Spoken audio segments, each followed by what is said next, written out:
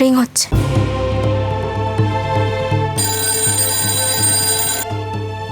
Hello hello, কে? আবির? মিনু, মিনু জানিস বাবা এসছে। কি? আবির কি বলছিস একটু পরিষ্কার করে বল না, কে এসেছে? বাবা, বাবা, আমার বাবা।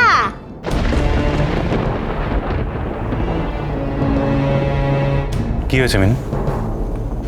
দাদা ভাই বাড়িতে এসেছে। হোয়াট? হ্যালো আবির, হ্যাঁ তুই ফোনটা রাখ, আমরা এক্ষুনি আসছি। হ্যাঁ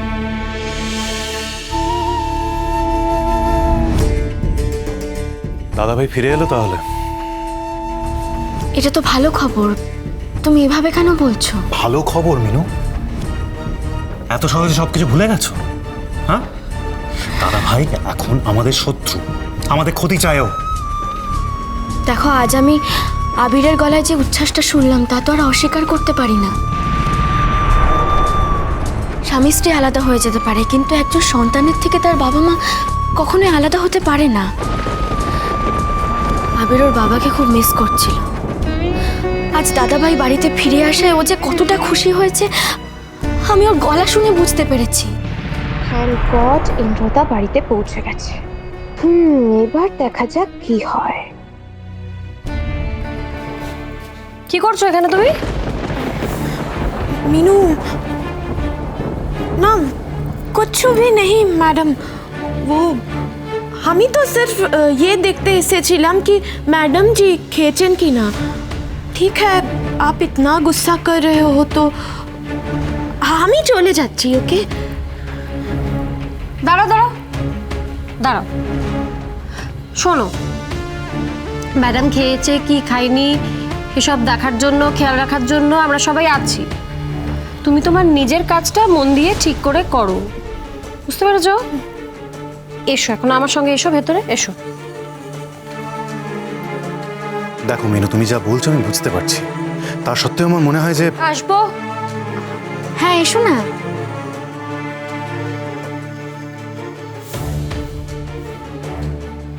খুব অদ্ভুত মেয়েটা, কি প্রচন্ড কেয়ারিং।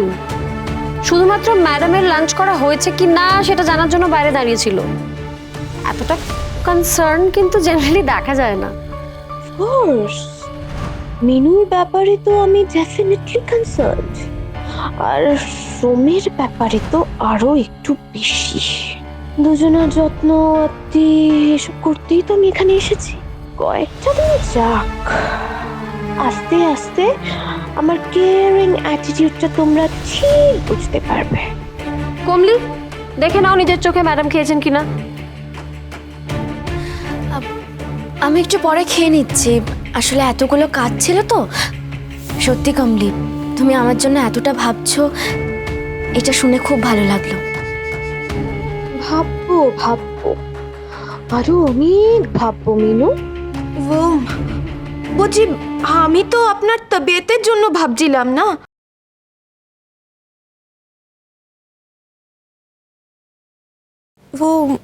উনি কে আছেন? উনি আমি এখানকার ম্যানেজার, তুমি জানো না? हो माफ कीजिए मैनेजर बाबू, আসলে ও আমি তো अभी এসেছি না, इसीलिए আমি ঠিক আপনি কে আছেন এটা বুঝতে পারিনি। আপনি এখন ম্যাডামকে খাবারটা খেয়ে নিতে দিন, তারপর পরে নয় আপনি বাতচিত সব করবেন। হ্যাঁ, উনি আমার সাথে লাঞ্চ করবেন। তুমি যাও কমলি, গিয়ে খেয়ে নাও। সোজা গিয়ে ডান দিকে ঘুরে ক্যান্টিন। ঠিক আছে ম্যাডাম জি। কমলি দাঁড়াও, মিনু ওকে একটু বুঝিয়ে দে আজকে কি করতে হবে। আজ তোর প্রথম দিন, কাল থেকেই কাজটা শুরু করুক। ও তাহলে আজ কাঁচা মালগুলো একটু দেখে নিক, কোনটা কি কাজে লাগে, কতটা পরিমাণ লাগে, তুলির কাছ থেকে একটু বুঝে নিক। শুনে নিয়েছো তো কমলি? লাঞ্চটা সেরে নিয়ে সোজা ওয়ার্কশপে চলে যাও, ওখানে দেখবে তুলি দিদি আছে। তুলি দিদিকে বলবে ম্যাডাম তোমাকে বলেছেন ওনার কাছ থেকে সবকিছু বুঝে নিতে। তুলি দিদি সব বুঝিয়ে দেবে, ঠিক আছে? हाँ मैडम हाँ।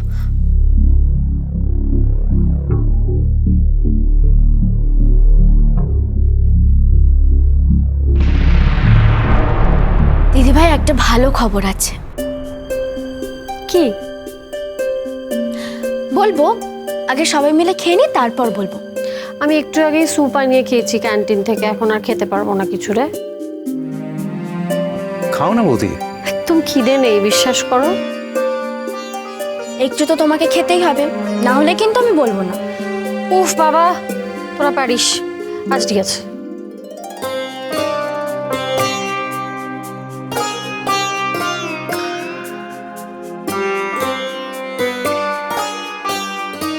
এবার বল।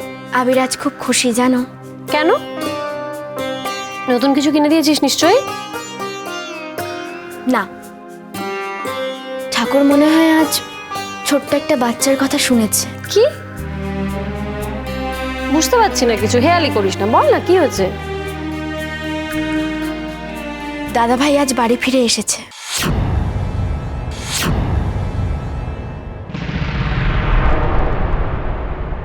কি কি বললি? ও বাড়ি ফিরে এসেছে আবার? বৌদি, দিদি ভাই, বৌদি আমার দিদি ভাই, দিদি ভাই।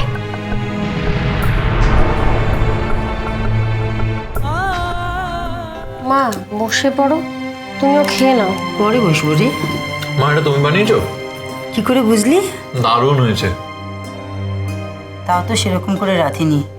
মাছের মাথা, চিংড়ি মাছ কিছুই তো দিইনি। তুমি জলে খুন্তি নাড়লেও খেতে ভালো লাগে। মাছ হয়নি এখন? হচ্ছে এখন। কার্তিক, কার্তিক মাছটা দিয়ে যা। আনরে, এই যে এসে গেছে, একদম গরম। ভাতি রে। দেখো বড় মা, যার জন্য চোখের জল ফেলছিলে সে নিজেই এসে গেছে। আমি খাচ্ছ না কেন? থালাটা মুখের সামনে নিয়ে বসে আছো, খাচ্ছ না কেন? না আমি খাবো না। কেন জোর করছো?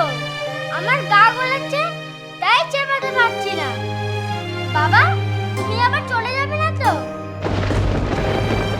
খেয়ে নাও না শোনো, মা যা বলছে শোনো না। ওই তো বাবা তো বললো বাবা যাবে না, থাকবে। বাবা চলে গেলে আমাদেরও কষ্ট হবে, মায়েরও কষ্ট হবে।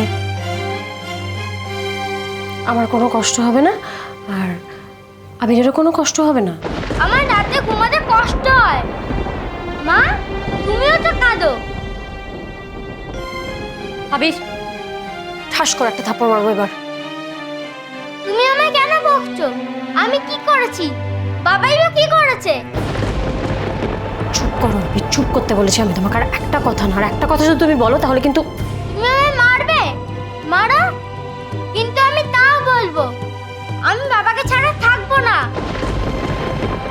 বাবা, তুমি যাবে না তো? তিথি, শাট আপ, শাট আপ। আমার আর ছেলের মাঝখানে কথা বলবে না তুমি। তিথি, আবির কিন্তু আমারও ছেলে। হয়ে গেছে, তোমার খাওয়া হয়ে গেছে, খেতে হবে না। যাও ঘরে যাও, ঘরে যাও আবির, ঘরে যাও।